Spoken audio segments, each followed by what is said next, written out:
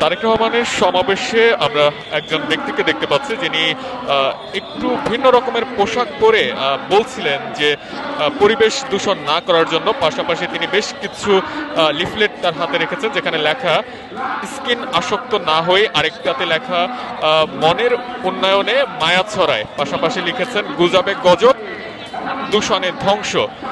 লিফলেটগুলোতে এমন কিছু লেখা আছে। পাশাপাশি তার পোশাকে লেখা আছে হুবহু মানুষ, বাম, আমরা আজকের শপথ, আত্মসচেতনতায় মুক্তির পথ ইত্যাদি ইত্যাদি লেখা আছে। এবং তার যে মাথায় একটি হেলমেট দেখতে পাচ্ছি, সেখানেও কিন্তু এরকম বেশ কিছু বার্তা লেখা আছে।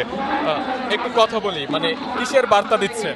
পরিবেশের ভারসাম্য রক্ষা করি, পরিবেশের ভারসাম্য রক্ষা করি, দৈনন্দিন কাজের হীন কাজগুলা নিরুৎসাহিত করি, নিরাপদ ও স্মার্ট পৃথিবী করি। আমার আজকের শপথ আত্মসচেতনতায় মুক্তির পথ। এখানে কেন? আমি চট্টগ্রাম শহরের 41 ওয়ার্ডে সাকতাই থেকে অলংকার, কাপ্তাই থেকে এয়ারপোর্ট, যখন যেখানে সুযোগ পাই আমি হাঁটি। আমার ব্যক্তিগত দায় থেকে আমি হাঁটি।